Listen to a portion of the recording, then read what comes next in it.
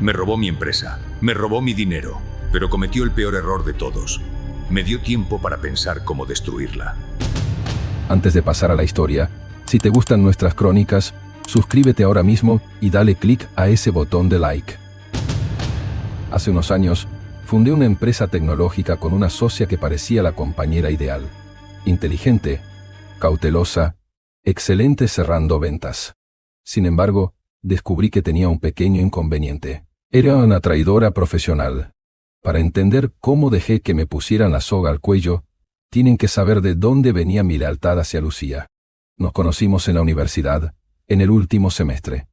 Yo era el típico estudiante de ingeniería ahogado en código. Y ella estudiaba administración. En el proyecto final, nuestro equipo nos abandonó una semana de la entrega.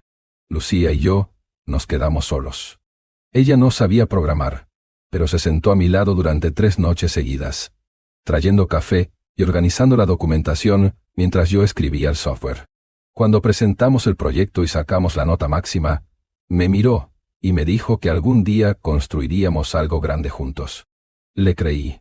Confié ciegamente en ella, porque me demostró que no huía cuando las cosas se ponían difíciles. 3 años después, le tomé la palabra. Arrancamos la empresa en mi departamento, un lugar de un solo ambiente donde la humedad te calaba los huesos. El acuerdo era simple.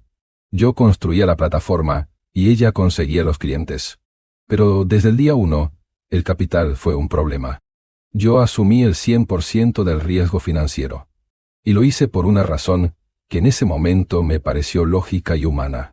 El padre de Lucía había fallecido recientemente, y ella era el único sostén de su madre enferma.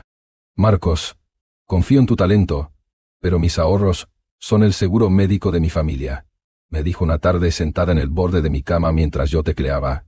Tú eres el cerebro técnico, tú puedes asumir el riesgo operativo ahora. Cuando escalemos, te juro que tu porcentaje valdrá la pena. Le dije que no se preocupara. Fui yo quien vendió su auto. Me pasé 11 meses comiendo fideos instantáneos sabor a pollo. Pasaba 14 horas diarias frente a un monitor. A veces, me ardían los ojos por el puro cansancio visual. No salía, no veía a nadie. Pero cada vez que sentía que iba a colapsar, Lucía aparecía con un par de empanadas, me palmeaba la espalda, y me recordaba que estábamos a un paso de lograrlo. Ese apoyo moral era todo lo que necesitaba para seguir quemando mis propios ahorros. Y un martes por la madrugada, el sacrificio dio frutos. El código compiló sin errores. 2 semanas después, Lucía cerró nuestro primer contrato corporativo real. Entró dinero de verdad a la cuenta. Por primera vez en un año, pude dormir 8 horas seguidas sin el pánico de no poder pagar el alquiler. Alquilamos una oficina modesta pero funcional. Compramos sillas decentes. Me senté en mi escritorio nuevo. Tomé un café de grano real y sentí una paz absoluta. Lo habíamos logrado. El infierno de la pobreza había terminado. Y el futuro era nuestro. Pero la paz nos duró exactamente 3 meses. Con el dinero entrando, necesitábamos estructurar la empresa para buscar rondas de inversión serias. Lucía empezó a ir a eventos exclusivos de networking en el centro financiero. Yo me quedaba en la oficina optimizando la plataforma. Una mañana, la puerta de la oficina se abrió. Lucía no venía sola. Entró un tipo con una presencia imposible de ignorar.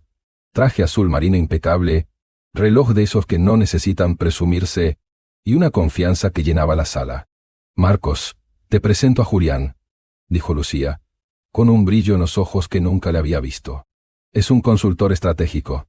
Tiene línea directa con fondos de inversión en Silicon Valley. Julián me dio un apretón de manos firme. Echó un vistazo a mis monitores y empezó a hablar de sinergias, escalabilidad y monetización agresiva. Desde esa misma semana, se instaló en nuestra oficina. Y todo empezó a pudrirse. Julián no aportaba nada técnico, pero criticaba todo. Exigió que cambiáramos de servidores a una opción mucho más cara, solo porque la marca tenía más prestigio.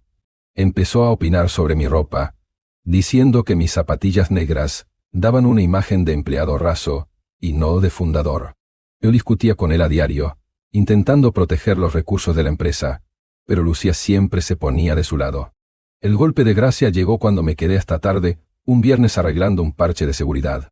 Escuché risas en la oficina de Lucía. Me asomé por el pasillo. Julián le estaba sirviendo una copa de vino, inclinado sobre ella, rozándole el cuello con la mano. Ella le sonreía embobada. La dinámica había cambiado.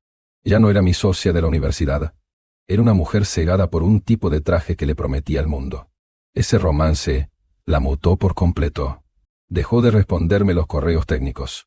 Y un mes después de esa noche, ejecutaron la trampa legal. Lucía convocó una junta extraordinaria. Éramos solo nosotros tres en la sala de reuniones. Julián tomó la palabra con absoluta tranquilidad.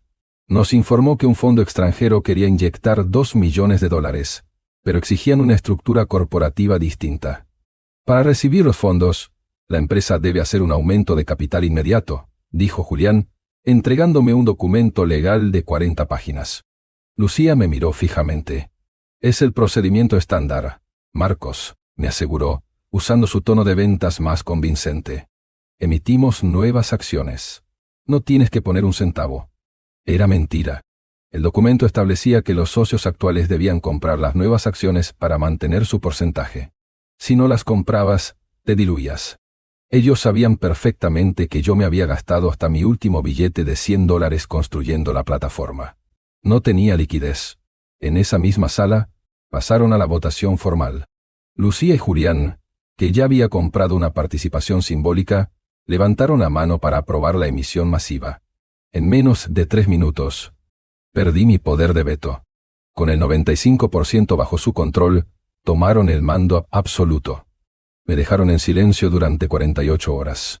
El viernes por la noche, recibí un mensaje de Lucía citándome en uno de los restaurantes más exclusivos del distrito financiero.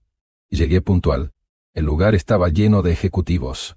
Me guiaron hasta una mesa apartada donde Lucía y Julián tomaban agua mineral. Me senté. No hubo saludos. Lucía deslizó un sobre manila cerrado por encima del mantel hacia mí. La Junta aprobó la reestructuración corporativa definitiva, dijo ella, mirándome directo a los ojos, sin titubear, sin un rastro de la chica que conocí en la universidad. El código base ya es funcional, pero el fondo exige una arquitectura empresarial que tú no manejas. Así que necesitamos que te retires como director hoy mismo. El cheque dentro del sobre cubre tu liquidación. Abrí el sobre. El cheque era por el equivalente a 2 meses de un sueldo básico. Lucía, yo escribí hasta la última línea de ese código, le respondí, dejando el papel sobre la mesa, manteniendo la voz baja pero firme. Pasé hambre por esto. Esto no vale ni una fracción de mis acciones reales. Julián intervino. Su tono no era de burla, era de pura lógica de depredador corporativo. Marcos, el mercado no paga por quien pone los ladrillos. Paga por quien vende el edificio, dijo Julián, acomodándose los puños de la camisa. Al diluirte en la última ronda, perdiste tu silla en la mesa. Legalmente, tu peso en la empresa desapareció. La decisión es irreversible. Miré a Lucía. ¿En serio me estás robando de mi propia empresa? Ella se acomodó en la silla, imperturbable, apoyando las manos sobre la mesa. No es un robo, Marcos. Es un contrato, dijo ella con frialdad. Tienes la opción de firmar el acuerdo de salida y llevarte ese cheque para pagar tu alquiler, o salir por esa puerta con las manos vacías, e intentar demandarnos con abogados que sabemos que no puedes pagar. La empresa debe avanzar, contigo o sin ti. Me levanté en silencio. No iba a darles el espectáculo de verme perder el control. Salí del restaurante y caminé de regreso hasta nuestro edificio comercial.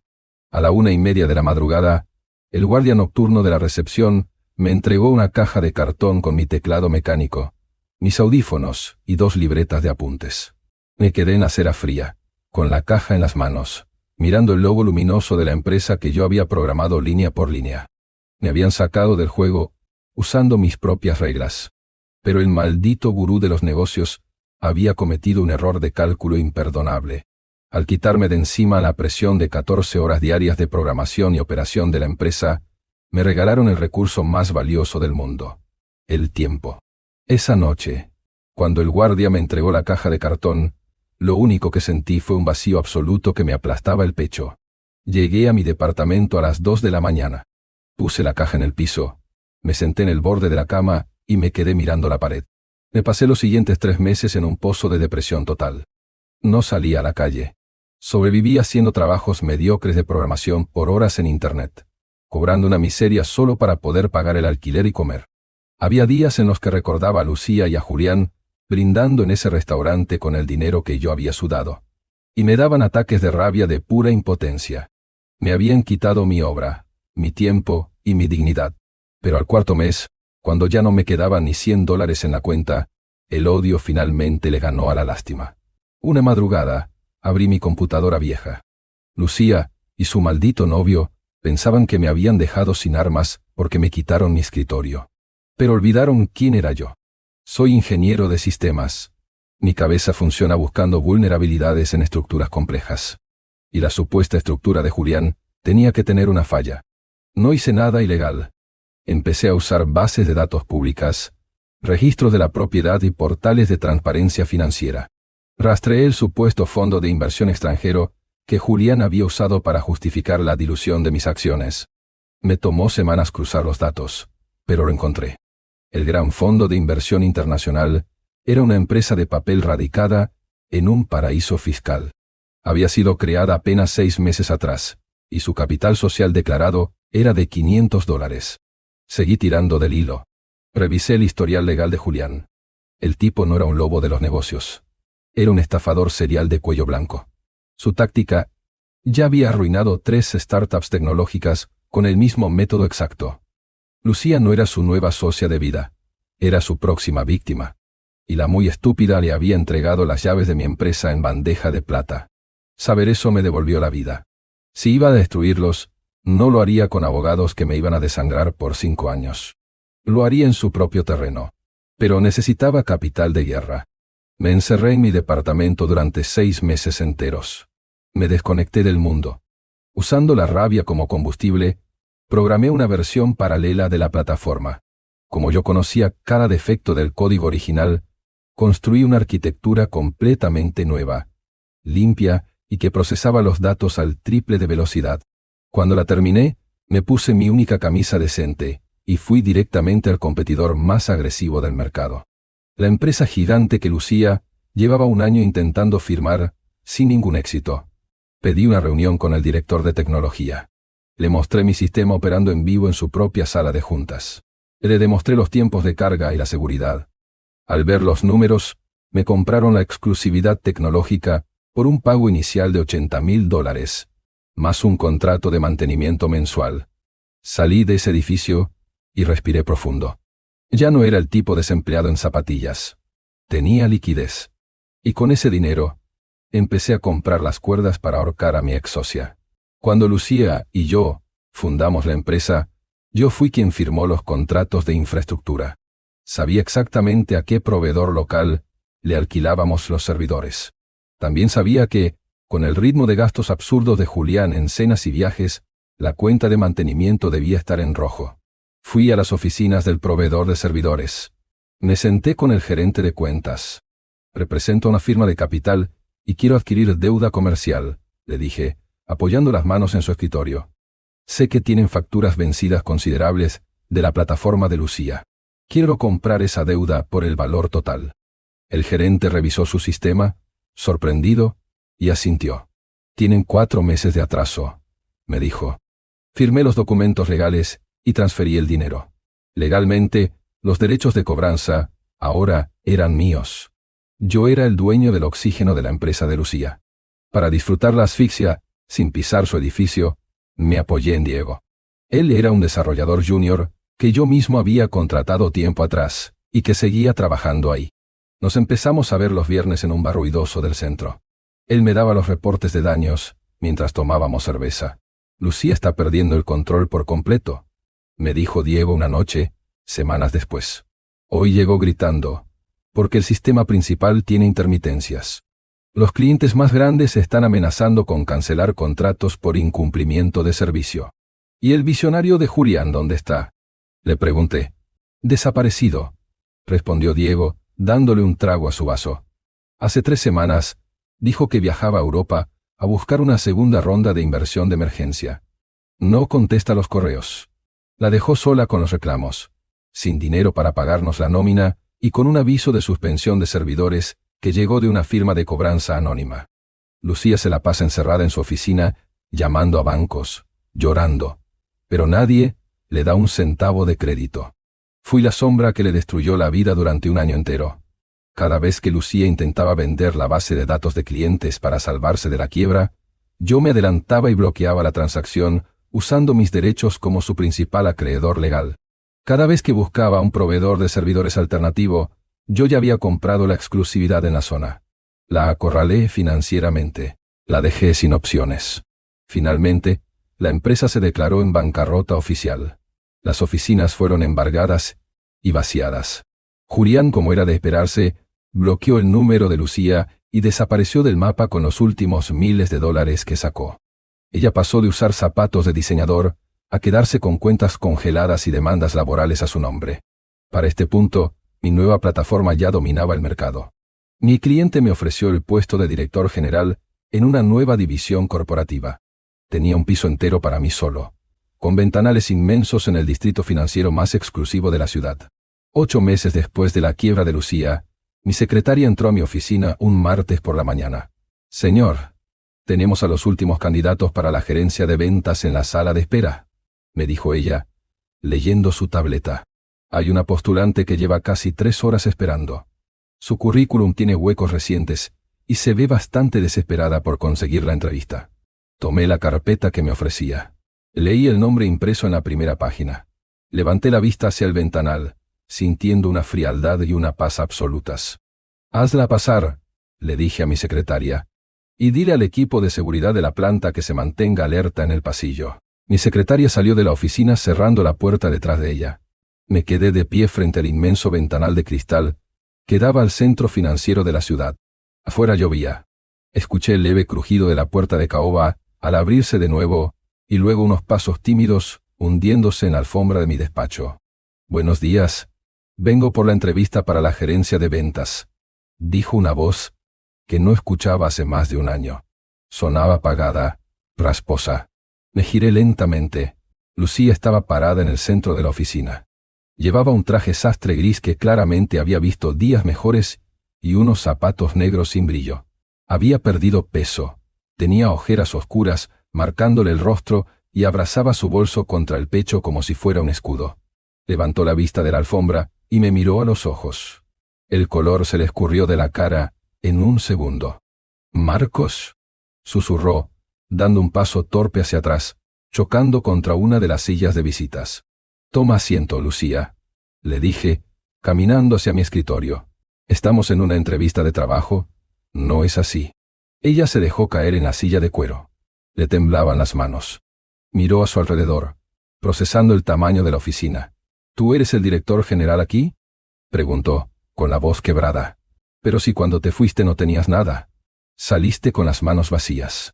«Yo estaba trabajando». «Lucía», le respondí sentándome frente a ella y abriendo su currículum. «Esa es la gran diferencia entre tú y yo. Yo construyo cosas. Tú te las robas». Ella bajó la mirada hacia sus manos. Supongo que el instinto de supervivencia fue más fuerte que la vergüenza, porque intentó armar la misma fachada de víctima que usó conmigo en la universidad. «Julián me estafó. Marcos», soltó de repente con los ojos cristalizados. «Se llevó todo el capital. Vació las cuentas de la empresa usando facturas falsas de consultoría internacional. Yo no sabía que era un fraude. Él me engañó por completo. Fui una víctima de su supuesta visión de negocios. Me dejó en la calle. La dejé hablar. Dejé que el silencio llenara la habitación durante 10 segundos enteros para que su excusa patética flotara en el aire frío de la oficina. «No, Lucía», le contesté, manteniendo un tono de voz completamente plano. «Tú no fuiste una víctima. Fuiste una cómplice incompetente. Te juro que no lo sabía», insistió ella, inclinándose hacia mi escritorio. Él manejaba las finanzas. «Yo sé exactamente lo que hizo Julián», la interrumpí. «Sé que usó un fondo de papel registrado en un paraíso fiscal para diluir mis acciones. Sé que ya había quebrado 3 startups antes de conocerte. Lo averigüé en 3 semanas usando registros públicos. Registros que tú, la gran administradora del negocio, jamás te molestaste en revisar porque estabas muy ocupada dejándote deslumbrar por un traje italiano y un reloj de marca. Lucía tragó saliva. Se hizo pequeña en la silla. ¿Recuerdas cuando los servidores principales se cayeron hace 8 meses?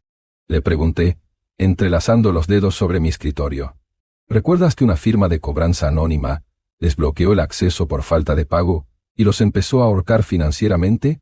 Ella asintió lentamente, con los ojos abiertos de par en par. Esa firma era yo, le revelé, mirándola fijamente para ver cómo se le desmoronaba el ego en tiempo real. Fui yo quien compró tu deuda por centavos.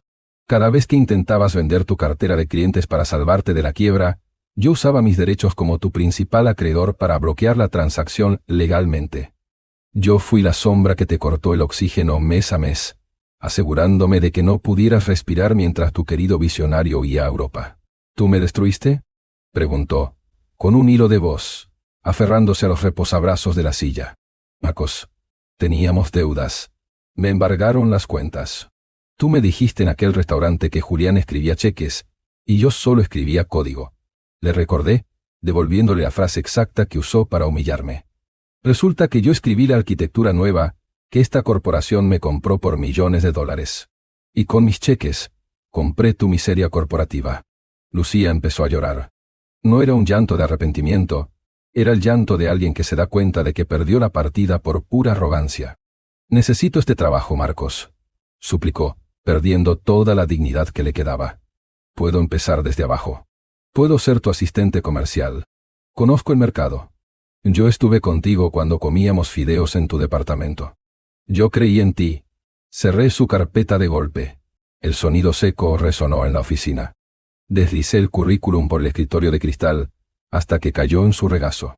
Tú me robaste mi empresa aprovechándote de nuestra amistad, le dije, sin subir el volumen de mi voz, pero arrastrando cada palabra. Me echaste a la calle a la 1:30 de la madrugada con una caja de cartón, porque mis zapatos no encajaban con la imagen de tu estafador. Confundiste el valor con el precio, Lucía. Creíste que un perfume caro valía más que 14 horas diarias de lealtad frente a un monitor. Tu único talento fue robarle el crédito al que construía los cimientos para dárselo a un parásito. Presioné el botón del intercomunicador en mi teléfono. Y aquí viene la lección de negocios que Julián nunca te enseñó, le dije, mirándola directamente a los ojos, mientras ella agarraba su carpeta con manos temblorosas. Lucía, yo no contrato traidores. La puerta de caoba se abrió de inmediato. 2 guardias de seguridad del edificio entraron a la oficina, seguidos por mi secretaria. La señora ya terminó su entrevista, le indiqué a la secretaria. Por favor, acompañen a la salida. Y asegúrense de cancelar su pase de visitante. Ya no tiene nada más que hacer en mi edificio. Lucía se levantó. Trató de decir algo más, abrió la boca, pero las palabras no le salieron. Se dio la vuelta y caminó hacia la puerta, escoltada por los guardias de seguridad, arrastrando los pies exactamente igual que como yo caminé aquella madrugada por la acera. La puerta se cerró. La oficina volvió a quedar en un silencio absoluto. No descorché una botella de champaña cara, ni llamé a nadie para celebrar. La victoria no se sintió como euforia. Se sintió limpia. Caminé hasta mi máquina de café. Los monitores ya estaban llenos de código, esperándome, como siempre. Durante más de un año, había construido todo desde la rabia. Cada línea, cada decisión, cada movimiento era una respuesta a lo que me hicieron, pero ya no. Di el primer sorbo al café. Amargo. Perfecto. Lucía pudo robarme una empresa, pero no pudo quitarme la capacidad de construir otra. Me senté. Apoyé las manos en el teclado y empecé a escribir de nuevo. Porque al final, los que traicionan solo saben destruir. Y los que construimos siempre encontramos la forma de volver. No olvides suscribirte a tu canal preferido de historias, Crónicas de Reddit.